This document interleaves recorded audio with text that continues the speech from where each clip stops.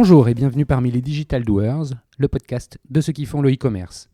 Aujourd'hui, nous allons nous intéresser à une dimension fondamentale du commerce, la distribution spécialisée. L'idée est d'essayer de répondre à la question depuis 20 ans, comment les distributeurs spécialisés se sont-ils adaptés et continuent-ils de le faire aux évolutions des comportements d'achat, aux besoins et aux attentes des consommateurs. Quel rôle le digital joue-t-il dans cette transformation ? Et cette d'ailleurs adaptation ou transformation passe par beaucoup de choses comme l'innovation, le digital, le cross-canal, mais aussi et surtout, c'est ce que je répète souvent, par une autre façon d'exécuter les process, les opérations et la relation client.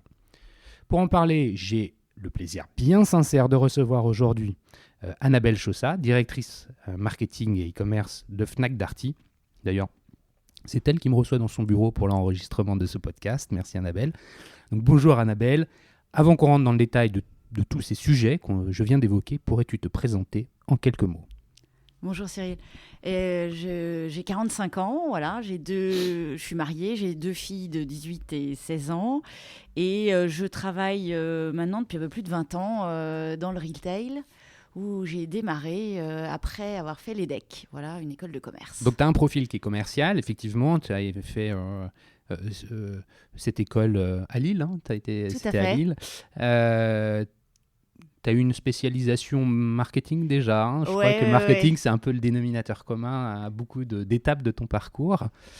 Tu es diplômé en 97. Qu'est-ce que tu fais en sortant de ton école ?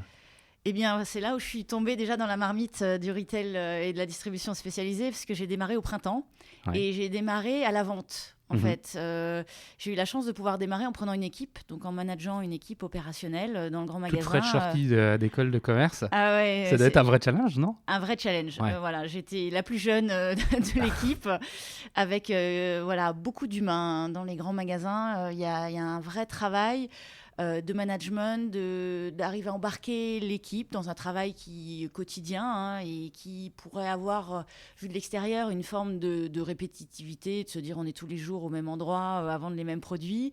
Et en fait, j'ai appris à ce moment-là assez vite comment on pouvait fédérer et finalement trouver de l'énergie tous les jours, à voir les choses différemment, à débriefer d'une journée, d'une performance, en échangeant avec chaque personne. Les ventes, concrètement, c'est donc animer une équipe de vendeurs dans le magasin, c'est ça ? Exactement. Ouais. Avec un rayon en particulier où ça tourne, c'est comment c'est organisé ? Non, j'avais la responsabilité d'un rayon, donc j'ai commencé dans le rayon montre et après dans tout ce qui était accessoires de luxe. Ouais. Et en fait, c'est une trentaine de personnes globalement. Wow. Et qui ont chacun soit une marque, soit une zone, une mini-boutique finalement dans le grand magasin. Et l'idée, c'est de leur donner la motivation tous les jours pour travailler. Vraie école de management. Oui. Plus que l'EDEC, qui est une école de voilà. Ah oui, là c'est la vraie vie, comprendre comment ça marche en vrai dans un domaine qui effectivement est... je comprends que ça puisse... je pense que ça a été extrêmement formateur pour moi. Dans tout le reste de ma carrière, ça m'a appris... Qu'est-ce que tu retiens de cette première expérience ? Tout l'enjeu du management, c'est-à-dire donner du sens, en fait. C'est-à-dire cette capacité, au départ, tu essaies de mettre en place des nouvelles idées et tu te rends compte que finalement, ce qui compte, c'est pas tant l'idée, c'est l'adhésion que tu peux avoir de l'équipe sur cette idée et l'énergie qui en découle. Et donc, au départ, comme tout le monde, j'avais des idées, je voulais les mettre en place. Si je ne comprenais pas, ça ne marchait pas. Et au fur et à mesure, tu comprends que l'intérêt en fait, d'une équipe, c'est la capacité, la cohésion et la capacité à se fédérer, à finalement faire d'une idée de départ une idée commune qui est peut-être différente que celle que tu avais imaginée, mais le principal, c'est finalement le résultat, la mesure de la performance. Et j'ai appris aussi des choses assez simples de management, comme le courage en fait, de dire les choses pour progresser. Je pense que c'est pas simple, c'est pas toujours simple dans la façon de le dire ou dans un débrief à faire à une personne. Et je me suis rendu compte à quel point ça avait de la valeur finalement pour permettre aux personnes d'avancer et de connaître ses points forts et aussi ses points de travail, parce qu'on en a tous finalement et qu'on est plus fort si on les connaît bien et si on peut les travailler que si finalement on nous dit tous les jours tout va bien et tout est formidable, qui fait moins avancer finalement. C'est une super première expérience. Qui a dû donner un élan formidable. Combien de temps 3 ans. 3 ans. Ouais. tu restes un peu plus, je crois, au printemps. Tout à fait. Après, je prends des sujets plus clients. Ouais. Donc, d'abord, toute la partie CRM. C'était le début à l'époque. Il faut imaginer que là, on est dans les années avant les années 2000. Mhm. Donc, c'est le début de toute l'informatique un peu puissante, finalement, dans Mhm. dans les grands magasins et dans le retail. Et donc, on décide à ce moment-là de dire, on avait tous des coordonnées de clients sur des petits cahiers. Et ben là, on décide de faire une base de données commune. Le projet incroyable, hein. Donc, une base de données unifiée, on appelait ça à l'époque. Mhm. Et on cherchait quelqu'un qui avait fait un peu d'opérationnel, qui pourrait finalement conceptualiser un peu comment fédérer toutes ces données et arriver à les exploiter pour le service du business, pour tout simplement informer nos clients de toutes les opérations qui ont lieu dans le grand magasin. Et donc, j'ai démarré en montant ce projet de base de clients unifiés. Ouais. Et ensuite, assez Et naturellement... là, tu rentres dans une dimension qui est très différente de la première. La donnée, gérer la donnée, l'exploitation de la donnée ensuite, l'outil informatique qui va venir servir tes ambitions ou tes objectifs autour de la donnée. Oui. D'ailleurs, la donnée, tu étais déjà dedans. On en parlait un peu avant d'enregistrer l'interview. La donnée, c'est quand même quelque chose d'important. Comment tu apprends tout ça ? Je crois que moi, avant tout, je suis quelqu'un qui fait. Donc, j'ai besoin d'expérimenter et ensuite de le conceptualiser. Et donc, finalement, aujourd'hui, c'est pour ça que j'aime particulièrement le digital, c'est qu'on est dans le domaine du test and learn. Donc, on a finalement une intuition. Mais derrière, ce qui importe, c'est la mise en œuvre de cette idée. Et derrière, d'en tirer les enseignements en se disant ça marche pas, assez vite, finalement. Et là, c'est finalement tout à fait la même chose, adaptée au monde de la base de données. Et ensuite, juste derrière, du monde, c'est là où j'ai commencé dans le digital. Puisque à ce moment-là, on me propose, après avoir lancé ce projet de base de données client, de démarrer avec un site internet de mariage. Printemps à deux. Et là, c'était l'époque où il fallait imaginer, à l'époque, c'était 1001 listes. Ouais, je me souviens bien, c'est l'époque à laquelle je me suis marié. Voilà. Et je me souviens qu'effectivement... Qui disruptait le marché en lançant le premier site internet bien valable dans énormément de Ouais, boutiques en France. Et à l'époque, pour faire un don, il fallait appeler des centres d'appel et faire un cadeau au printemps. Et on se disait, c'est dommage, on a une capacité à fédérer un certain nombre de marques, puisqu'on n'est pas le printemps seul, on est PPR. Donc pourquoi pas fédérer toutes les marques du groupe Pinot Printemps La Redoute. Hein, tout à fait, La Redoute, Conforama même, était à l'époque chez PPR. Donc de fédérer finalement toutes ces marques autour des besoins des jeunes mariés qui sont ravis d'avoir une télévision ou un canapé aussi pour leur liste de mariage et pas uniquement de la vaisselle en fait. Donc de cette capacité, et puis cette capacité à mettre toute cette offre en ligne pour que finalement le fait d'offrir un cadeau soit infiniment plus simple, puisque c'était ça l'avantage de 1001 listes, de pouvoir faire son Bien cadeau. sûr, le rapport entre la base de données et le site internet, c'est justement cette première approche que tu as eue pseudo-digital avec la donnée, mais déjà qui t'a légitimement permis de passer sur les sujets Internet. C'est comme ça qu'il faut le comprendre ? Oui, je crois que c'est cette proximité avec le terrain que j'avais eue et que j'ai démarré assez vite, plus cette capacité à aimer rentrer dans la tech, en fait, dans des outils informatiques où il y avait assez peu de personnes avec des profils opérationnels qui avaient envie de lancer des projets tech, des projets techniques. Oui, c'était beaucoup trusté par les ingénieurs qui, effectivement, n'avaient pas toujours le regard business pour pouvoir proposer des évolutions sur les sujets tech. Tu le lances, ce site du printemps pour le mariage ?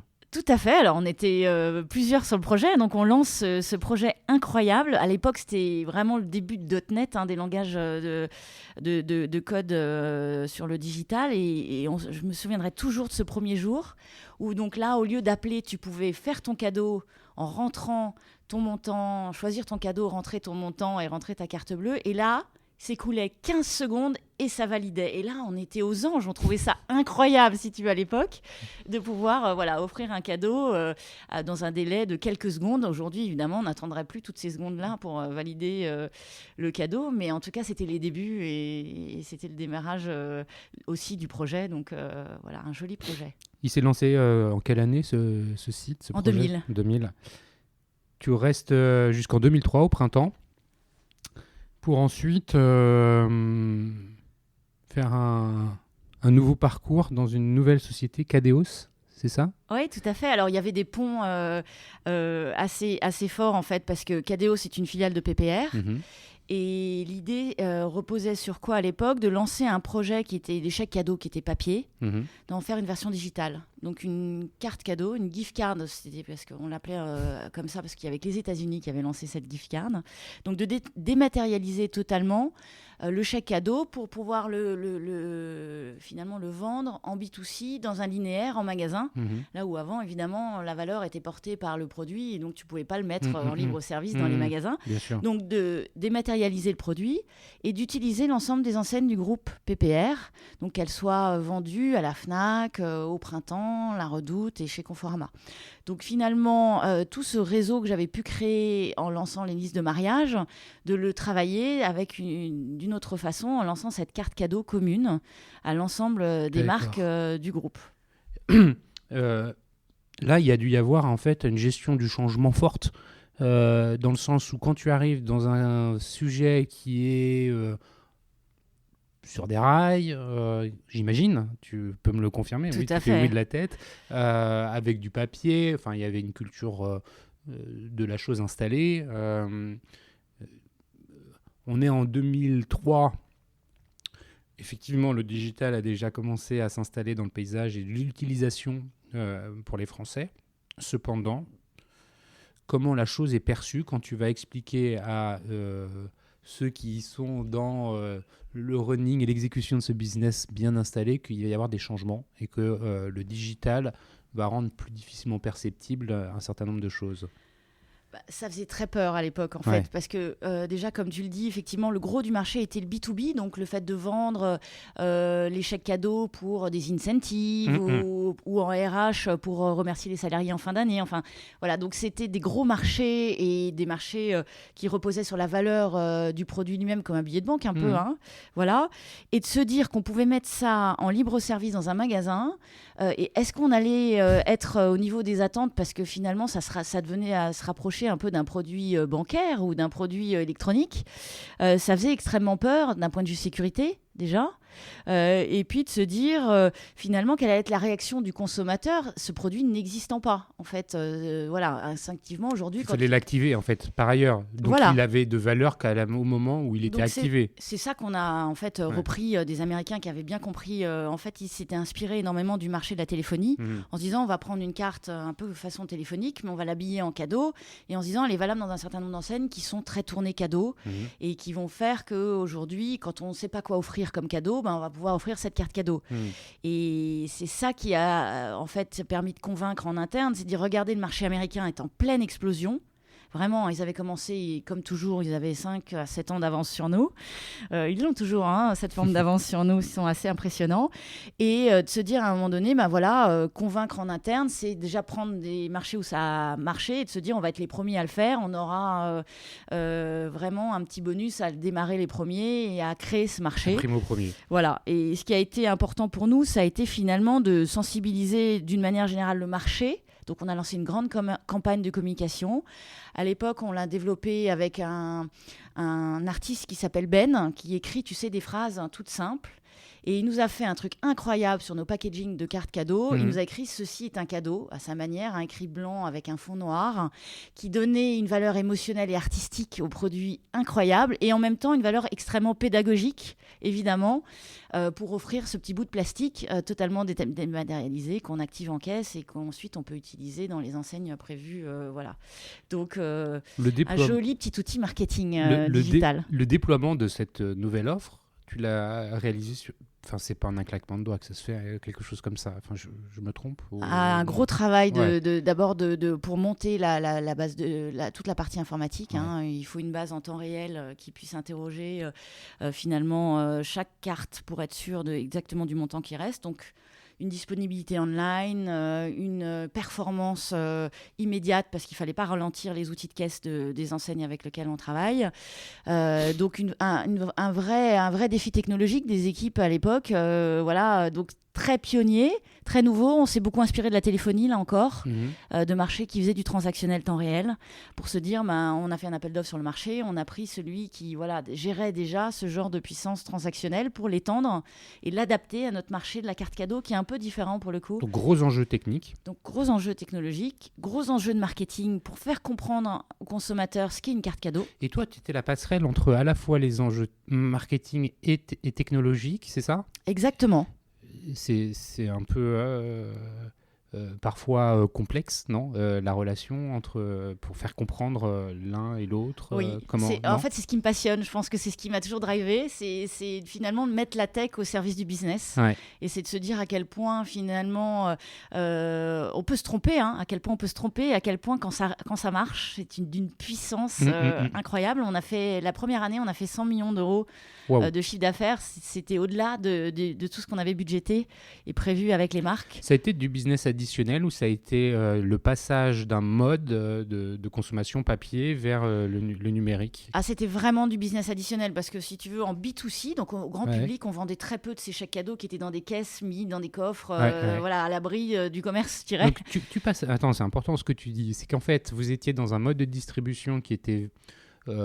vers des redistributeurs, je ne sais pas comment les appeler, mais des redistributeurs, ils achetaient les chèques pour les redistribuer, les entreprises, par exemple, vis-à-vis de leurs salariés, à du D2C, direct to customer, c'est-à-dire vous aviez une action sur le marché directe au travers du produit, donc de l'offre, et le marketing pour donner envie de l'acheter. Exactement. Ça, c'est une révolution dans l'entreprise. Exactement. On a créé le marché du B2C qui était existant à l'époque en papier, mais très petit, et qui aujourd'hui pèse énormément ce marché du B2C.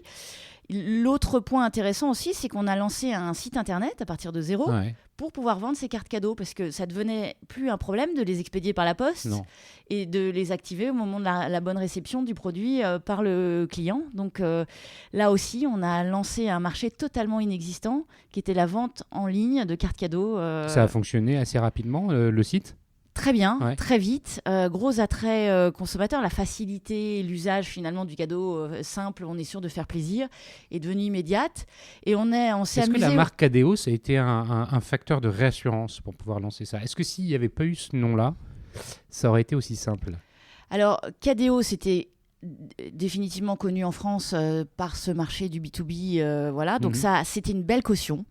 Mais le marché de réassurance principal honnêtement, c'était les enseignes avec lesquelles on travaillait. C'était le fait de dire Cadeos, c'est valable à la Fnac, chez Conforama, à la Redoute. Partout. Voilà. Et ça, c'est ça qui aujourd'hui qu'achète le consommateur avant tout. Donc il y a une caution, il y a besoin de cette caution parce que je pense qu'aujourd'hui, un émetteur lambda, on se dit oh là, mais si ma carte marche pas, c'est embêtant. Donc c'est effectivement une caution, une réassurance, mais avant tout ce qu'on vend, c'est quand même la puissance des enseignes cadeaux qui sont derrière. Finales, parce que la carte a évidemment voilà, pour but de derrière se transformer en un livre, de la musique, un ordinateur, etc. On comprend bien le parcours printemps, Cadeos, donc la tech qui arrive, du marketing au service de la tech qui se poursuit au travers de l'expérience chez Cadeos, que tu finis par quitter en 2008 pour rejoindre La Paire, le groupe La Paire. Pourquoi ? Alors, il y a eu un facteur déclencheur assez clair, c'est que Cadeos s'est fait racheter par le groupe Accor. Et donc là, on passait dans un monde du ticket restaurant, qui avait énormément de synergie sur la partie B2B, mais très peu sur la partie B2C, et un niveau de connaissance sur le B2C qui n'était pas dans les gènes, en fait, évidemment, du groupe Accor Service, la partie B2B de Accor. Et d'ailleurs, quelques années plus tard, cette partie a été totalement splittée, a pris son indépendance aujourd'hui du groupe Accor plus hôtellerie, si tu veux. Donc, je suis arrivée dans un groupe qui finalement, dans lequel j'étais moins à l'aise, où j'avais moins mes marques de retailer. Et donc, lorsque j'ai eu la possibilité voilà, je me suis dit, il faut que je reparte dans le retail. Mon truc, c'est quand même le donc, retail. il y a cette opportunité qui se présente à toi chez La Paire. Exactement. Pour faire quoi ? C'est quoi quand qu'est-ce qu'on te demande de faire quand tu arrives chez La Paire ? Eh bien, chez La Paire, deux enjeux majeurs. Le premier qui est de dire on a une base de données incroyable chez La Paire parce qu'en fait, les clients qui viennent acheter chez nous ont besoin d'une facture. Donc, on a une base de données incroyable qu'on utilise très peu. Donc, qu'est-ce qu'on peut en faire ? Donc, de se dire comment on peut mieux exploiter notre base de données sur laquelle, finalement, on a des achats assez peu fréquents. On n'achète pas tous les jours une cuisine, une salle de bain. La Paire, les gens ont besoin de factures. Est-ce que ça sous-entend que c'est aussi beaucoup de professionnels qui sont clients de La Paire, ou c'est parce que les achats étant conséquents, il est nécessaire d'avoir une facture ? Alors, il y a une clientèle de petits pros, des artisans en fait, qui viennent s'approvisionner chez La Paire, mais l'essentiel de la clientèle de La Paire sont des particuliers. Okay. Voilà. Donc, cet enjeu donné. Oui, mais la facture pour finalement l'assurance et la garantie que tu as derrière le produit en fait.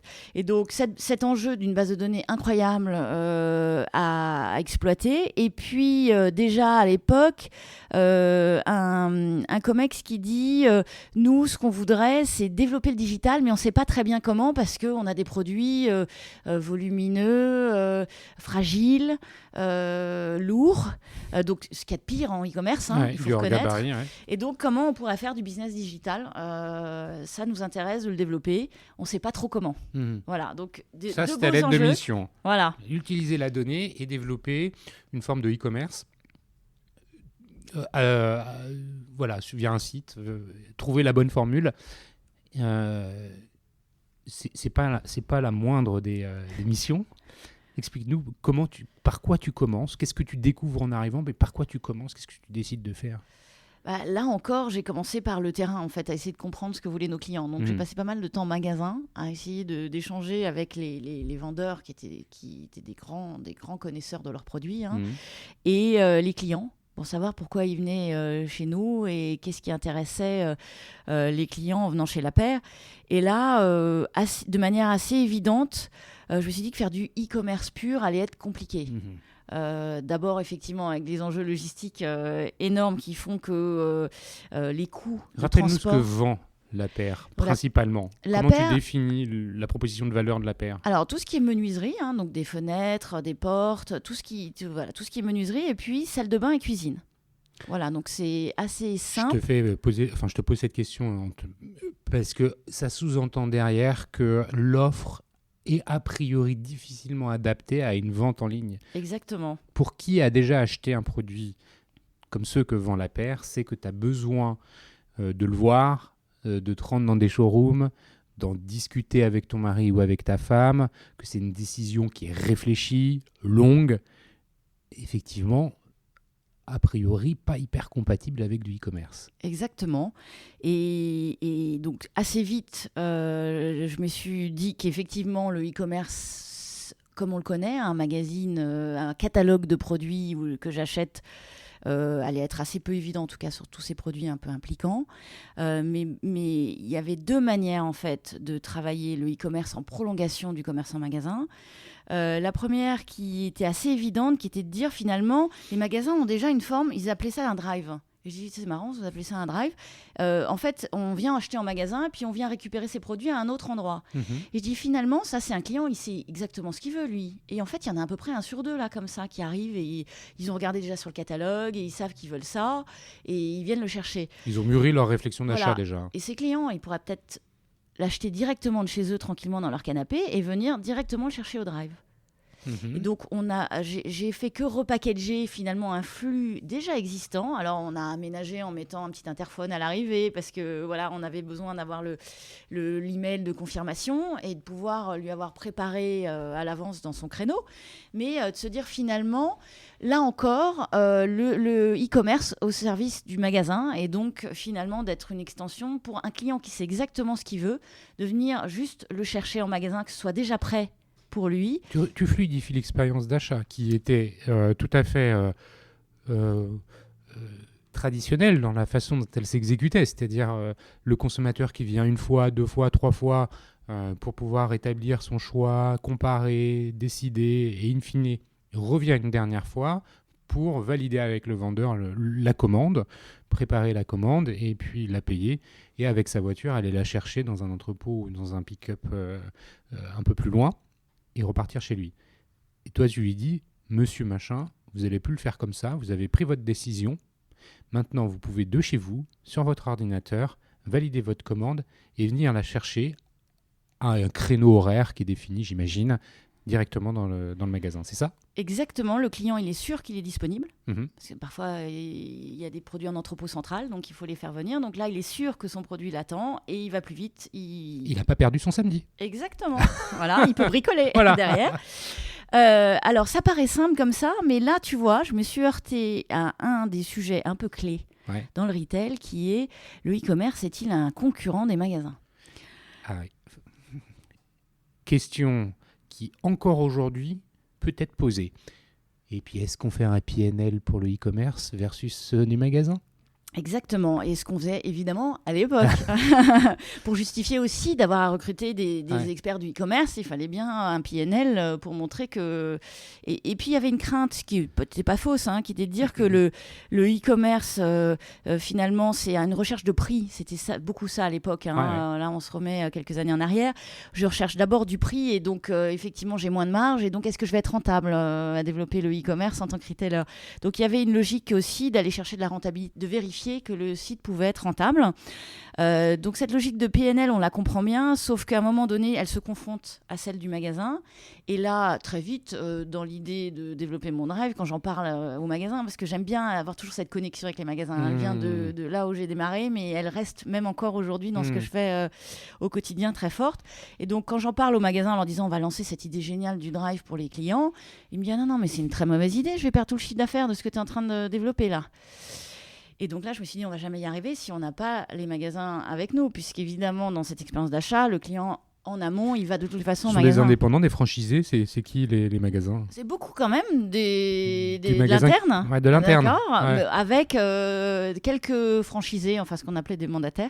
Donc, mais d'une manière générale, la même réaction, quel que soit le profil. D'accord. Qui est de dire finalement, on travaille sur tout l'amont de la préparation du projet, dont tu as très bien parlé, toute cette préparation, les conseils techniques qu'il faut pour acheter cette fenêtre ou pour acheter et l'encaissement se fait pas dans le magasin, c'est ce qui lui pose problème. Et voilà, et qui finit sur Internet et il n'en voit pas la couleur dans Comment tu résous son ce problème ? On est en 2003, 2008, 10, c'est un truc comme ça ? Ouais. Là, on se réunit autour de la table, les différents intervenants, le patron du réseau, le DAF, et on regarde les différentes possibilités pour intéresser tout simplement les magasins. C'est obligé, c'est incontournable. Je pense que c'est même pas une option en fait. Après, c'est la façon de le faire qui peut être différente suivant le modèle économique, le niveau de marge, le niveau d'effort du magasin dans la vente digitale qui est pas le même pour une cuisine que tu achètes par exemple entière à aménager chez toi, qui forcément l'effort à faire est assez important par rapport à peut-être une vis ou un produit d'entretien. Donc c'est trouver le bon modèle économique qui correspond, je pense. Et globalement, donc ils avaient une rétribution pour l'ensemble des produits qui étaient livrés dans la zone à laquelle ils étaient. Et ça change tout. Voilà, ça change tout. Tu les embarques avec toi. Ouais. Et la chose se met en place, ça fonctionne, ça se déploie. Très vite. Tu fais ça jusqu'en 2015 ? Oui. Et en 2015, nouvelle étape, nouveau passage. Autre part, tu rejoins le groupe Beaumanoir et la marque Morgan. Alors là, la transition, elle est... tu changes complètement du tout au tout, quoi. Raconte-nous pourquoi, comment. Alors déjà, pour moi, ça ne change pas dans le sens où on parle de magasin. C'est toujours dans le retail. Voilà, on parle d'une belle marque, avec des clients à conquérir. Donc, si tu veux, les enjeux, au fond, sont les mêmes. Oui. C'est le produit qui est très différent. Oui. Et le rapport au temps qui est très différent parce que quand on vend des produits... Et l'acte de consommation qui est différent. L'impulsion est peut-être davantage présent Tout à fait. dans le fashion que dans la cuisine. Hein. Oui. Mais bon, j'avais été au printemps aussi, bien très sûr. fashion aussi. Donc, j'avais connu ce rapport au temps aussi et cette façon différente d'action du consommateur. Avec une problématique assez claire posée par les actionnaires qui est de dire aujourd'hui on vit une révolution digitale, comment on peut l'intégrer au magasin.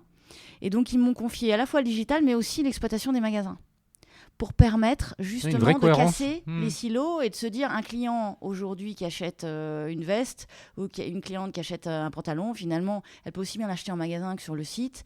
Comment on fait pour que tout soit totalement fluide et que l'expérience d'achat soit totalement désilotée et intégrée. Parce qu'on est en train de voir tout le parcours qu'il y a...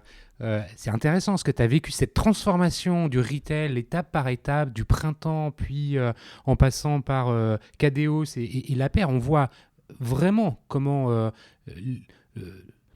finalement on passe d'un canal de vente unique à plusieurs canaux. Et puis là, petit à petit, avec ce que tu vas nous raconter maintenant là, sur Morgane, on commence à voir une forme d'unification. Du commerce, des canaux. Vas-y, raconte. C'est vraiment incroyable. Ah oui, incroyable. C'est intelligent de la part de la marque de dire on va mettre à la fois dans les mains d'une même personne la responsabilité du digital et celle des points de vente. Ouais. Ça n'avait pas été fait avant. Non, pas du tout. Et d'animer les clients autour de l'ensemble en fait, de ces points de contact.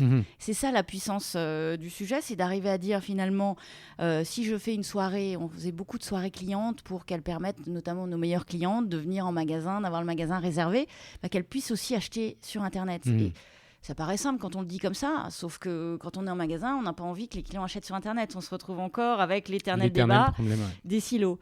Donc le premier point, ça a été là encore, ça devient finalement une habitude chez moi d'intéresser les magasins aux ventes digitales. Ça, je pense que c'est là encore la clé du retail. C'est aujourd'hui de finalement cette liberté qu'a le client, que l'ensemble du travail des magasins soit récompensé sur les ventes du digital et qu'ils ne se disent pas c'est de l'évasion de chiffre d'affaires.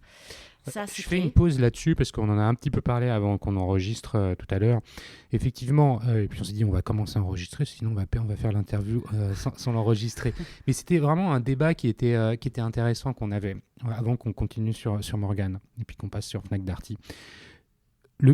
Morgane, c'était en 2015, donc c'est pas à des années-lumière non plus, les choses se sont renforcées, mais déjà il y avait ce sujet du comportement d'achat qui était déjà en train de vivre sa révolution. Le consommateur, aujourd'hui, et déjà en 2015, il voulait décider de la façon avec laquelle il allait vivre son expérience d'achat. C'est ce que tu commençais à nous dire, en fait, avec Morgane. Oui, et les clients vont très vite. Ils vont plus vite que les marques, en fait. C'est ça le sujet qui est incroyable. C'est que dans le retail, tu réponds à un besoin de ton client. Tu es à l'écoute tout le temps de tes clients. Et en fait, les clients, là, ils ont bougé à une vitesse incroyable. Je vais donner un exemple de quand je suis arrivée chez Morgane, l'ensemble de la mode, et qui aujourd'hui se remet beaucoup en question, qui s'est remis ces 5 dernières années beaucoup en question, avait beaucoup l'habitude de faire des pubs dans la presse spécialisée, etc., de prendre des mannequins mondiaux qui faisaient les grands podiums, les grands défilés, etc. En 5 ans, on a vu une totale switch sur les influenceuses, sur l'importance d'Instagram. Aujourd'hui, les filles qui cherchent de la mode, elles regardent sur Instagram énormément. Elles continuent à lire, évidemment, elles et des magazines de mode. Mais aujourd'hui, l'essentiel de leurs inspirations vient d'Instagram. Et quand je suis arrivée chez Morgane, on devait avoir une dizaine de milliers de fans sur notre Instagram. En 3 ans, on est passé ou même en 2 ans, on est passé à 100 000. Tu vois, on a rajouté un zéro et c'est quelque chose qui va continuer avec la même vitesse et à quel point ça devient clé. À l'époque, j'ai aussi lancé une collab avec Caroline Receveur, qui est une des grandes influenceuses d'aujourd'hui. Voilà, je pense qu'il y a 10 ans, dans la mode, on aurait pris en égérie une fille des podiums. Là, on a pris une fille qui crée la mode, qui a d'ailleurs depuis créé sa marque de mode et qui, l'influence d'aujourd'hui n'est plus la même que l'influence d'il y a 10 ans. Et c'est allé à une vitesse incroyable. Et ce qu'on se disait aussi, c'est que finalement, qui est-ce sans pouvoir affirmer de façon définitive et faire, mais on a quand même bien le sentiment que l'Internet mobile, hein, le smartphone, c'est ce qui a déclenché cette révolution dans la façon de consommer, dans la façon de consommer les produits, dans la façon de consommer le contenu et l'information. Et ce que tu décris avec les influenceuses participe complètement à cette transformation. L'acheteur, le consommateur, l'internaute, le citoyen, en fait, a le choix dans tout et tout le temps. Exactement, et à une vitesse, du coup, tout prend des proportions et va très très vite. Et le succès, comme l'échec finalement, tout va très vite. Donc c'est incroyable. Tu peux lancer une action sur Insta et avoir 30 000 interactions dans l'espace d'une heure. Ouais. Ça, c'était... Et tu le mesures en temps réel. Et c'était inimaginable il y a quelques années. Parfaitement impossible.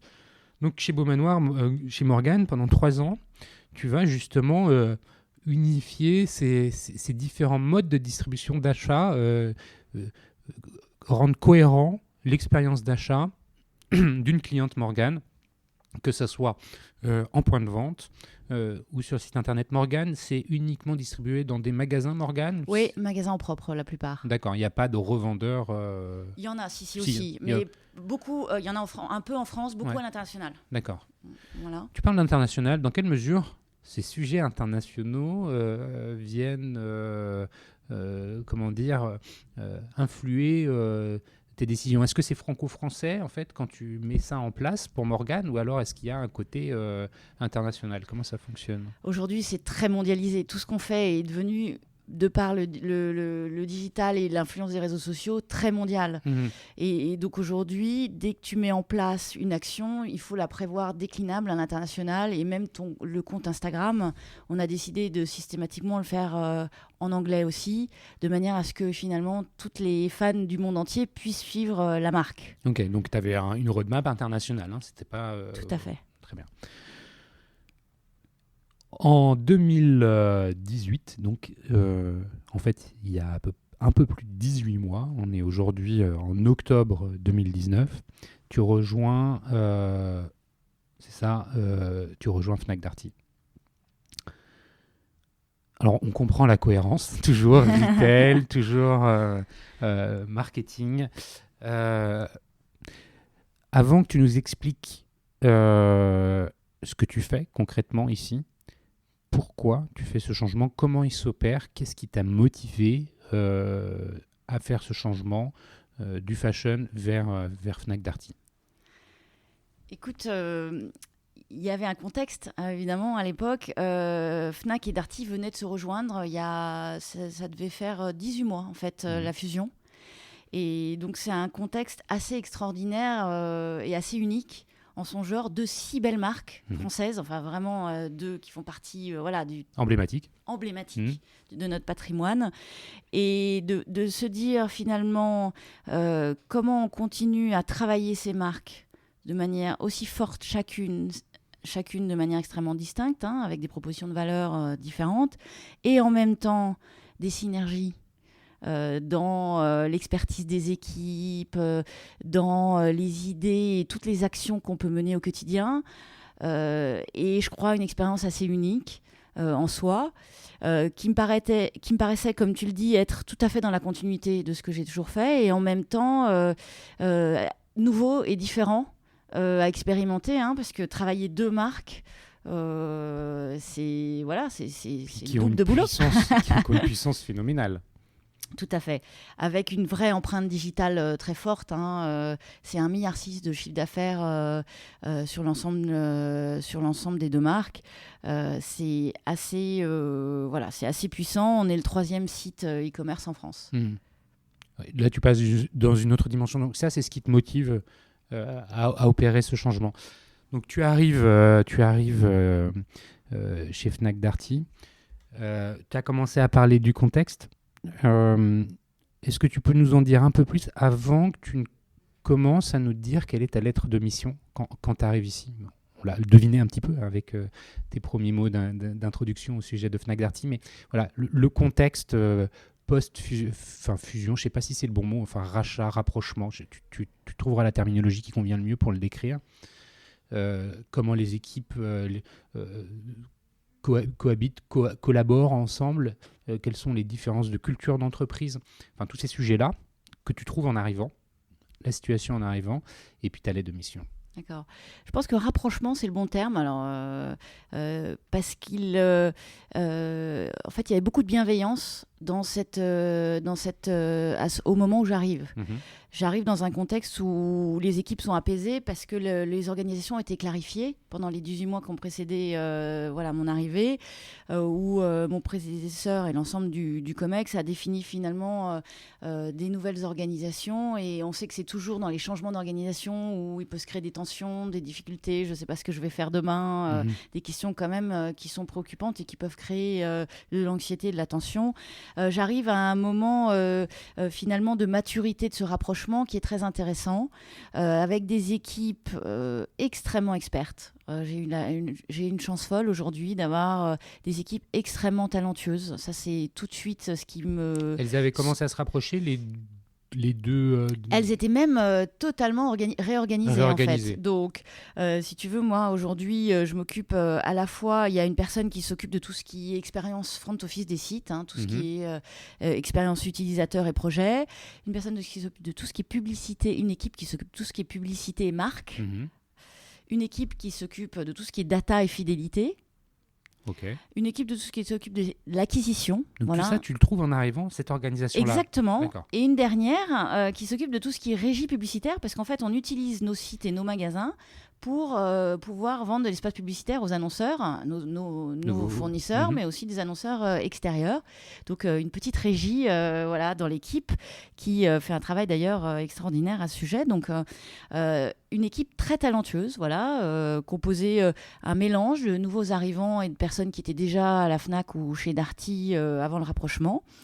Et au sein de leurs équipes, avaient réorganisé avec des équipes marques dédiées à la Fnac, des équipes marques dédiées à Darty, mais au sein d'une même équipe qui s'occupe des deux, d'un patron qui s'occupe des deux. Donc, si tu veux, moi, toute mon équipe rapprochée s'occupe des deux marques. Et donc ça crée, en termes d'échange d'équipe, quelque chose d'assez formidable, parce que tu peux benchmarker, tu peux travailler ensemble. Quand tu es à la publicité à la Fnac ou à la publicité chez Darty, finalement, tu travailles constamment ensemble toute la journée. Ils sont dans le bureau l'un en face de l'autre. Tu as vu que nous avions des open space. Et donc, il y a un échange naturel qui se fait. Alors, au départ, en se regardant un peu en chien de faïence, c'est normal. Et après 18 mois, moi, quand je suis arrivée, des équipes dans l'échange, dans l'expérience, dans l'échange d'expertise, et qui se benchmarkent énormément sur ce qu'elles font. Donc très constructif finalement. Exactement, beaucoup de bienveillance, honnêtement, et je ne suis pas là en train de parler du monde des bisounours, c'est-à-dire que je pense qu'ils ont passé une période difficile où ils ne savaient pas comment ça allait être réorganisé, sûr, à une période où une fois que c'est réorganisé, j'ai mon job, et en plus je peux échanger avec celui qui est de l'autre marque en face de moi. Le rapprochement physique a beaucoup contribué. Il faut imaginer que quand moi j'arrive, il n'y avait pas encore eu le rapprochement physique, et j'arrive au moment du rapprochement physique. Donc au meilleur moment. Et Alexandre Bompard était parti déjà ? Oui, il était déjà parti. Et Enrique Martinez, qui était à l'époque déjà son numéro 2, avait pris l'ensemble du périmètre et de la direction générale du groupe. Et finalement a donné assez vite cette impulsion de faire de l'échange, du benchmark, et de garder le meilleur des deux marques sur nos échanges au quotidien. Et ce qu'il faut comprendre, c'est qu'une fois que tu es physiquement ensemble, tout de suite, les barrières tombent, en fait. Les espèces de craintes qu'il pouvait y avoir tombent, et chacun a un périmètre clair, et on peut échanger au quotidien. Donc, Après, je ne dis pas qu'il y a des moments où ça ne crée pas des questions ou des difficultés de traiter les deux en même temps, parce qu'on peut avoir des décisions différentes. On prend chaque décision par marque. Et là, on arrive à la lettre de mission, qui est finalement de se dire, c'est aujourd'hui cultiver chaque marque. Le meilleur à la Fnac, on vient pour la curiosité. C'est du développement personnel, la Fnac. C'est le meilleur de la culture et de la tech. Tu viens pour découvrir, pour avoir les derniers auteurs, les derniers produits technologiques. Donc, tu viens pour une forme d'innovation très forte et très culturelle à la Fnac. Ouais. Chez Darty, tu viens pour une forme de sérénité. Tu viens dans un monde beaucoup plus pratique, hein, tu es dans un monde beaucoup plus accessible et pratique au quotidien, avec tout le côté service après-vente et conseil qui est très fort chez Darty, très ancré dans l'ADN du contrat de confiance. Voilà, donc même s'il y a des produits qui se recoupent, tu peux venir chercher un iPhone. Tu ne viendras pas du tout pour les mêmes raisons acheter un iPhone à la Fnac ou un iPhone chez Darty, tu vois. Tu vas venir à la Fnac chercher ton iPhone pour avoir le dernier cri, le dernier conseil, toute la compréhension de l'innovation. Tu vas venir chez Darty. C'est un peu la pyramide de Maslow, ce que tu nous racontes. Finalement, le dernier étage, c'est la Fnac, celui d'en dessous, c'est Darty, presque. Écoute, nous, on dit souvent en interne le care et le dare. Okay. Le dare, tu vois, c'est oser à la Fnac, c'est ce côté, effectivement, le haut de cette pyramide où je me dis, je veux de la culture, je veux être de la reconnaissance. Un peu, les clients esthètes, voilà, ouais. Et le care, c'est je veux qu'on prenne soin de moi. Voilà. Et il y a des moments de la vie aussi de nos consommateurs. On a des consommateurs qui achètent dans les deux marques. Voilà. Et on a des consommateurs qui sont propres à chaque marque. D'accord. Voilà. Et qui, pour rien au monde, changeraient de marque, si tu veux. Donc, on a nos clients Darty qui adorent Darty pour ce service assez unique que propose Darty, si tu veux, dans l'accompagnement au quotidien des Français.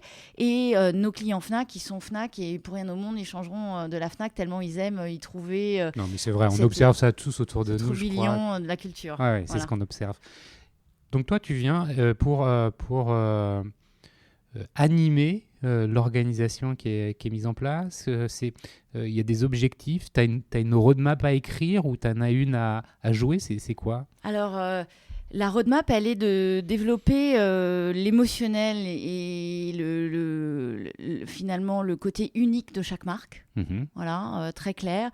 Et ça passe par deux enjeux clés. Ouais. La première, c'est l'expérience client. On va commencer à en parler. Voilà, on pourra en parler longuement, je pense. C'est un vrai sujet aujourd'hui dans le retail. Tu es en train de dire, on le met au centre, voilà, user-centric. Exactement. Et le second, c'est de continuer à développer notre empreinte digitale dans le temps. Parce qu'en fait, ce qui est intéressant, c'est on a une position assez intéressante aujourd'hui sur le marché, sur le digital. En revanche, par rapport à des pure players, on est vu comme des enseignes de magasins. Et donc, on a besoin de continuer dans notre quotidien à développer notre empreinte digitale et à faire savoir. Est-ce que toi, tu savais, par exemple, que si tu commandes un livre un soir à 21h pendant un dîner parce que tu en entends parler par des copains, etc., tu peux le recevoir le lendemain matin dans ta boîte aux lettres sur Fnac.com. Oui, parce que j'habite à Paris et que je connais le truc. Ah, t'es formidable, mais je savais. Quand tu n'habites pas à Paris, c'est déjà moins vrai. En ça, on a une chance. C'est vrai pour la Fnac et c'est vrai comme beaucoup de services de livraison d'autres concurrents premium. Donc en ça, oui, je le connais. Oui, je suis dans le secteur du e-commerce.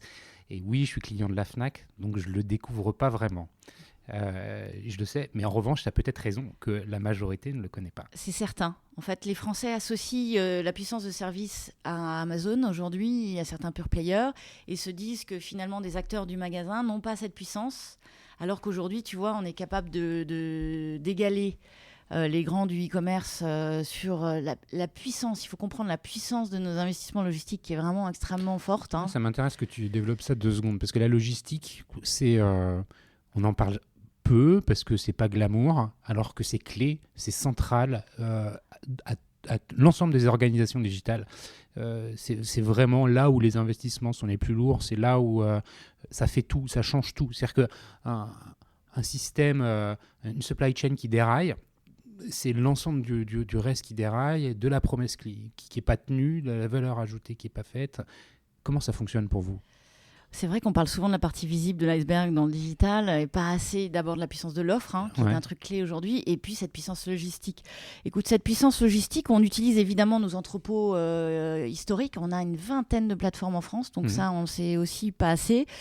On est extrêmement fort sur ce sujet-là, mais on a développé, si tu veux, avec le temps, une mécanisation et une puissance de frappe qui s'est adaptée au digital. Le digital, c'est le royaume de l'instantané. Et donc, on en a fait aussi bénéficier nos magasins. Donc, on a développé ces promesses très court terme, ce suivi de qualité d'exécution qui est fait aujourd'hui, nos centres logistiques, tous les matins, regardent leur NPS, leur Net Promoter Score, leur indice de satisfaction client, tous les matins. C'est une obsession dans nos services logistiques. C'est extraordinaire. Moi, à chaque fois que je visite nos entrepôts, je suis émerveillée par leur client-centricisme, si tu veux. Ils sont obsédés par le client et par leur qualité de service. Et de se dire un livre qui est reçu avec un colis abîmé, ça les rend malades. Donc, s'ils ont ça la veille dans leur remontée du service client, ils regardent pourquoi, ils essayent de comprendre où s'est passé le problème et à corriger derrière. Ça veut dire que si je comprends bien, le service client et la logistique sont liés d'une manière très concrète, très opérationnelle. Oui, en fait, le client aujourd'hui a pris une place qui est totalement intégrée dans chaque service. Et le service logistique s'est approprié, en fait. C'est ça qui est fort, c'est que ça devient leur sujet, le client. C'est pas le sujet soit du marketing, soit d'un service qui ferait un programme de clients comme on fait tous dans nos entreprises aujourd'hui. Ils sont conscients qu'il y a voilà, c'est leur sujet et en fait c'est devenu leur client à eux. La logistique chez vous, est-ce qu'elle a 2 missions ? C'est à la fois fournir les points de vente, les différents magasins des enseignes, les approvisionner, et aussi de livrer le consommateur. Oui. C'est pas la même chose. Ouais. Pour qui connaît un petit peu la logistique, tu fais pas du B2B comme du B2C. C'est vraiment 2 façons de faire qui sont très différentes et principalement dans la préparation de commandes. Bien sûr, on n'envoie pas une palette comme on envoie un simple livre ou un petit appareil électroménager. Comment les choses s'organisent ? C'est des équipes aujourd'hui, différentes. c'est drivé par le B2C. Ouais. L'ensemble des équipes vraiment logistiques sont drivées par le B2C parce que l'exigence du B2C, du coup, est tellement forte au B2B, si tu veux. Là où au B2B, effectivement, tu as moins besoin de suremballage parce que tu envoies tes livres dans une cagette qui n'a pas besoin d'être emballée chacun individuellement. On prend le même soin à les mettre dans la cagette qu'on prend le soin à mettre un livre dans un colis. Donc, cet élément-là et finalement, cette exigence-là s'est transférée totalement au B2B. Et pour te donner une idée de service concret où l'un irrigue l'autre, on a lancé maintenant à tout le réseau cette année au mois de mars le click and collect 1 heure pour le livre. Alors on se disait toujours, on l'a fait il y a longtemps pour le produit technique, c'était connu. Le produit technique, on en vend en volume beaucoup moins que des livres. Les livres, c'est impressionnant le nombre de livres qu'on peut vendre dans une journée dans un magasin. Et là, en fait, on s'est dit, on peut y arriver, on peut utiliser les équipes qui reçoivent l'ensemble de nos livres le matin pour finalement être aussi des logisticiens pour le B2C et pour la vente en ligne. Donc, tu peux aujourd'hui acheter un livre sur le site et dire, je viens le chercher dans 1 heure au magasin de Montparnasse. Et au magasin de Montparnasse, tu as le libraire qui va te préparer le livre. Et ça, il n'y a que lui qui peut le faire parce que je ne sais pas si tu as vu la tête de nos librairies dans des magasins, mais il y a tellement de livres que pour savoir où il est rangé. Non, mais c'est sûr que quand tu vas acheter un livre à la Fnac, enfin, moi, ce que je fais à chaque fois, je demande à quelqu'un... Il y a que le vendeur qui sait où il est. Je cherche quel truc. Même s'ils sont très bien classés, c'est vrai qu'à un moment donné, il y en a tellement que je pense que c'est difficile de le trouver. Donc, le libraire va te le chercher, te le préparer. Et derrière, le logisticien qui, le matin, reçoit tous ses livres, si tu veux, dans un aspect très B2B, sert le B2C aussi parce qu'il va chercher donc, l'ensemble des livres des libraires de manière régulière pour que toutes les heures, les livres soient prêts au rayon de retrait du magasin quand tu as acheté ton click and collect. Donc là, c'est l'association à la fois de la logistique lourde et de la logistique en magasin, déportée en magasin, c'est-à-dire l'utilisation du stock du magasin pour servir les ventes via le click and collect directement. Et c'est en ça que ça participe de ta mission de faire en sorte que Fnac et Darty soient perçus comme des acteurs digitaux de premier plan avec des services à la hauteur des attentes des consommateurs. C'est ça Oui, ça passe par cette expérience, cette révolution d'expérience client dont on vient de parler, c'est vrai. Et si tu veux, on a besoin sur ce sujet-là d'utiliser le meilleur du magasin et du web. On peut plus utiliser l'un sans l'autre. Aujourd'hui, ça crée une complexité qui est passionnante, mais qui est là. Aujourd'hui, notre challenge, c'est de rendre cette complexité simple pour le client. Voilà. Et c'est aujourd'hui la roadmap des équipes, c'est d'arriver à faire que tout soit simple pour le client et en même temps de bénéficier de la force et le meilleur des deux. Donc, toute cette puissance qu'on peut avoir sur le digital de l'offre digitale pure, mais aussi toute cette immédiateté de l'offre magasin, finalement, et toute la force du conseil aussi, parce que quand tu vas en magasin, tu passes au click and collect, mais si tu veux demander un conseil, tu as ton conseil, tu vois. Et donc, tu réunis finalement une vente e-commerce qui est quand même assez froide en soi. Tu commandes, tu as parlé à personne, en fait. Bien sûr, ouais. Et la vie de demain, si elle était que e-commerçante, je ouais. ne nous la souhaite pas, Non. ça serait très ennuyeux quand même. Donc, de pouvoir réunir ça avec finalement ton passage, c'est toujours sympa de venir dans un magasin et de récupérer ton livre pour la Fnac ou de récupérer le dernier produit cuisson vapeur chez Darty et de demander finalement le petit conseil d'usage avec ton produit qui fait toute la différence. Et c'est ça pour nous, la création et la vision du commerce de demain. C'est finalement de faciliter la vie du client grâce au digital, de lui ouvrir un nouveau champ qui n'existait pas avant, tel qu'on vient de se le dire, d'immédiateté, de facilité, d'élargir énormément l'offre et en même temps de garder cette puissance du conseil humain que je pense l'intelligence artificielle aura du mal quand même à égaler, tu vois. Pour te conseiller le bouquin que toi tu aimes lire, on a tous ce vendeur qu'on aime aller voir et avec qui on aime échanger. Avant que l'intelligence artificielle arrive à te le proposer, je crois qu'on a quelques années. Parce qu'il n'y a pas ce côté émotionnel. Tu prends l'exemple du bouquin qui est assez unique, puisqu'un bouquin, c'est des émotions, c'est de l'irrationnel, c'est des sentiments, c'est des souvenirs. Enfin, ça embarque tellement d'humanité qui n'est pas binaire, tu vois, comme l'intelligence artificielle peut être amenée à l'utiliser. Donc, on aime bien le contact. On aime bien avoir la personne qui nous donne son avis. Oui. On ne le partage peut-être pas, mais on a quelqu'un qu'on reconnaît comme étant une personne qui a une légitimité pour porter un avis, qui nous le donne. Et ça, c'est vrai que c'est important. Et l'exemple de l'émotion du livre est très bonne, mais tu sais, on pourrait prendre l'exemple aussi sur des choses très pratiques. Moi, j'aime bien parler du lave-vaisselle, parce que le lave-vaisselle, il n'y a rien de plus pratique quand même. Bon, ça nous évite un truc qui est juste génial, tu n'as plus besoin de faire la vaisselle, donc là-dessus, il n'y a pas de débat. En revanche, choisir un lave-vaisselle quand même, je t'assure que quand tu commences à regarder, ce que font les fabricants aujourd'hui, c'est des propositions qui ne sont pas du tout tournées client, en fait, qui sont très techniques et qui sont très tournées performance technologique du produit. Et donc d'avoir un conseil d'un vendeur qui est capable de te rendre finalement de convertir cet aspect technologique et technique du produit en ton usage parce que tu as des enfants ou parce que tu l'as mis dans ton salon et que tu veux pas de bruit sur ton lave-vaisselle ou parce que tu es pressé et que tu as besoin d'avoir des lavages rapides ou pour des raisons qui sont liées finalement à la découverte de ta façon de vivre qui fait que tu as plus intérêt à t'orienter vers telle lave-vaisselle que telle autre. Ça aussi, c'est un peu inégalé aujourd'hui en termes de conseil humain, si tu veux. C'est vrai. Donc, au-delà de l'aspect émotionnel qui est là et qui est énorme, il y a aussi finalement la capacité à comprendre ce que tu as besoin parce qu'on croit que tout seul on peut se faire de beaux tableaux de comparaison et on en fait, sur internet on est les premiers à faire des comparateurs.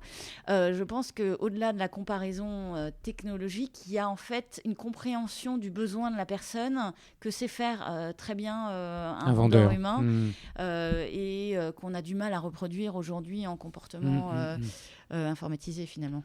Ouais, je le comprends bien. Vous faites du test and learn. On en a un peu parlé chez Fnac et Darty. J'ai cru t'entendre dire quelque part que pour retirer un peu de friction au passage en caisse, tu avais trouvé une solution. Oui. Est-ce que c'est déployé ? Est-ce que c'est Tu vois de quoi je parle? Je vois de quoi tu parles. En fait, dans la liste des points où on dit au client qu'est-ce qui aujourd'hui est un de vos irritants, quels sont vos irritants principaux en magasin, le premier de loin, c'est l'attente en caisse. Tu vois, les moments de l'heure du déjeuner, la sortie du bureau, etc. Ça devient insupportable de se dire qu'il y a une queue, en fait. Bien sûr. La simple vision de la queue, je pense, on est tous pareils, on se dit oh là là, quel cauchemar. Et donc, l'idée, ça a été de se dire comment, en fait, on utilise, là encore, le digital au service des magasins et notre application Fnac, d'avoir un petit onglet dedans qui te permet de payer. Donc, tu scannes ton livre ou tu scannes ton produit et tu payes. Donc, si tu as déjà ta carte dans notre appli, tu n'as rien à faire. Sinon, tu saisis ta carte, tu payes ton produit et tu passes directement, finalement, tu sors, tu passes plus par la caisse et tu sors directement par le passage. On appelait ça Pay and Go. Donc, tu payes et tu pars. Il n'y a pas de problème de bip-bip qui sonne en sortant du magasin. Alors, si tu as un produit bip-bip, tu t'adresses en fait au vigile qui est à la sortie et tu qui montres la preuve de paiement. Exactement, tu as ton reçu Pay and Go dans ton appli et il te débip ton produit, donc tu auras du bip bip si c'est un produit qui est bipé, bien sûr. Désolé pour le mot bip bip, mais bon, voilà, c'est très concret, je pense que tout le monde voit bien de quoi il s'agit. Merci Annabelle pour tous ces échanges. Merci de nous avoir partagé un peu cette vision du retail et du digital qui travaillent ensemble depuis déjà pas mal d'années et ce qui est fait toujours en ce moment chez Fnac et Darty. Avant ou pour conclure, j'ai une question qui n'est pas une toute petite question, puisque je pense qu'elle a son importance. Le couple e-commerce et transition énergétique, c'est aussi ça le commerce du futur. Et surtout ça, je ne sais pas, enfin en tout cas c'est important. Comment ce sujet est perçu, traité, abordé au sein des enseignes Fnac et Darty? C'est une très bonne question. Aujourd'hui, on ne peut pas ne pas se poser la question et surtout, on ne peut pas ne pas apporter des réponses concrètes et là encore tangibles en fait. Tu ne peux plus dire voilà, je fais du green et voilà, et ça serait trop facile. Donc aujourd'hui, c'est finalement comment dans nos démarches, dans toutes les directions, de l'achat de produits jusqu'à la logistique, on arrive à intégrer cette transition écologique et cette préoccupation sociétale et environnementale. Il y a un sujet aussi global, sociétal sur ce point-là. C'est les attentes des consommateurs. Donc, comme on est dans le retail, on les écoute sur ces sujets-là. Ce qui est intéressant, c'est que je dirais qu'aujourd'hui, le client est mûr. C'est-à-dire que je ne t'aurais pas dit ça il y a quelques années, en fait. Il y a quelques années, je ne suis pas sûre qu'il y avait beaucoup de greenwashing déjà. Donc, les consommateurs se disaient si on me parle green, j'y crois pas trop. Non. Et ils n'avaient pas entièrement tort parfois. Mais aujourd'hui, c'est une vraie préoccupation d'abord des jeunes qui nous renvoient beaucoup de ces devoirs. On le voit évidemment avec les manifestations du moment sur le climat, mais pas uniquement. Je crois que tous les jours au quotidien, quand ils reviennent de l'école, ils sont maintenant beaucoup plus sensibles à ces sujets-là. C'est vrai. Et donc, évidemment, ce sont des sujets qu'on intègre. Comment on les intègre? Chez Darty, on est vraiment en train de faire une révolution. Notre contrat de confiance qui repose sur le prix, sur le choix et sur le service, va intégrer un 4e pilier qui est la durabilité.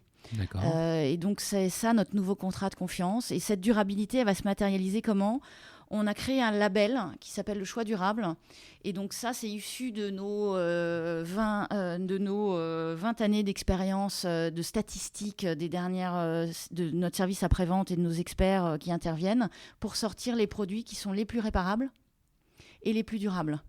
Et donc, quand tu auras ce label, tu sais que tu as le produit qui est facile à réparer et qui dure plus que les autres. C'est pas une obsolescence programmée, c'est ça? C'est un peu en réponse à cet enjeu-là? C'est tout à fait une façon de challenger nos fabricants pour leur dire, regardez, maintenant, on va évaluer la durabilité de vos produits. Et donc, messieurs les fabricants, travaillons ensemble pour qu'ils durent plus longtemps. Donc, c'est courageux de notre part parce que, tu vois, si un produit dure plus longtemps, on en vend moins. Mais on pense que nous, ça va dans notre création de valeur où on a une vision du prix que tu mets dans un produit sur le long terme. Et qu'on pense aussi que, du coup, tu vas t'orienter vers des produits qui sont mieux conçus, D'accord. Parfois, ce que tu peux mettre un peu plus cher au départ, mais que tu vas faire durer beaucoup plus longtemps Très intéressant. que ceux des garanties de 2 ans, qui sont les garanties de base aujourd'hui dans nos métiers. Donc, c'est vraiment de travailler cette durabilité. Donc, on a ce label choix durable. C'est le premier point qu'on a mis en œuvre. Et évidemment, le digital va servir de labelliser, de les mettre en avant, mais aussi dans les magasins. Hein. Le deuxième élément phare, c'est qu'on va sortir un nouveau service qui s'appelle Darty-Max et qui va par abonnement, parce que c'est aujourd'hui, tout est à l'usage de l'abonnement, te permettre de t'abonner et on viendra réparer tes produits chez toi. Donc, si tu es abonné pour 10 € par mois, eh bien, tu as ton produit qui est réparé. Tu nous appelles dans 5 ans, on vient réparer l'ensemble des produits de ton foyer, gros électroménager, chez toi grâce à cet abonnement Darty-Max. Donc ça, c'est une preuve qu'on s'engage et qu'on vient réparer tes produits. Tous les mois, tu payes ton abonnement, et quand ça tombe en panne, il y a quelqu'un qui vient et tu ne payes pas la réparation ni la pièce détachée. Tout à fait. C'est totalement ni inclus. La pièce détachée. Non, mais c'est important de le souligner. C'est important de le souligner. Ouais. Voilà. D'accord. Donc, c'est pour nous un nouvel usage, de travailler ces abonnements. C'est une nouvelle façon de faire, mais on pense que c'est la vie d'aujourd'hui où on souhaite faire plus réparer qu'avant, où on avait plus tendance à changer, à racheter un nouveau finalement, c'est vrai. que de réparer. Donc ça, c'est le deuxième élément concret. Et puis le dernier, on travaille beaucoup sur le recyclage des produits. D'abord, quand on vient chez toi te livrer, on reprend ton ancien produit, parfois même on en reprend 2. Et puis aujourd'hui, donc il y a une filière de recyclage. Et derrière, on a organisé toute la filière. On est le premier recycleur en France dans nos produits électrodomestiques. D'accord. Voilà, et c'est un enjeu clé, parce que c'est bien recyclé sur le territoire français. Tout à fait. Voilà. Non, parce qu'on entend aussi l'exportation des problèmes de recyclage, donc c'est pas le cas pour vous. C'est une filière qui est gérée et sur lequel évidemment on a un certain nombre on a un partenaire sur ce sujet-là qui nous donne toutes les garanties. Écoute, bravo pour tout ce qui est mis en place. Effectivement, je partage ton point de vue. Aujourd'hui, le consommateur atteint une forme de maturité dans sa réflexion écologique. Enfin, je ne sais pas comment le décrire, et que le greenwashing, c'est fini, que c'est impossible. Il faut que les entreprises, avec leur casquette d'entreprise citoyenne, prouvent par les faits leur engagement en faveur de l'environnement. Et c'est vrai que c'est parfois un peu schizophrène, puisque c'est contradictoire, comme tu l'as expliqué, avec les enjeux économiques. Dire qu'on va te vendre un frigo qui dure plus longtemps et qu'on viendra te le réparer pour qu'il dure encore plus longtemps, ça va contre l'idée de dire plus je vends de frigo, mieux je me porte, parce que c'est mon métier. Le consommateur qui lui aussi a un côté schizophrène, en disant moi je veux acheter quelque chose qui me coûte pas cher, qui m'est livré tout de suite, mais je veux que ce soit propre. C'est pas facile à concilier, mais on voit le sujet qui prend, la réflexion qui est de plus en plus mature, et je pense que ça c'est quand même gage d'optimisme de voir les lignes bouger. Oui, et c'est quand on arrive à réunir cette équation économique finalement et écologique qu'on est fort. Nous, on est convaincus que, si tu veux, la vision du prix court-termiste et court-termiste, et avec cette vision absolument finalement un peu égocentré, du truc qui arrive de Chine pour 1 €. On va à un moment donné se dire que ça n'a pas de sens, que c'est fou. Et de se dire à un moment donné, il vaut mieux acheter moins, mais acheter mieux.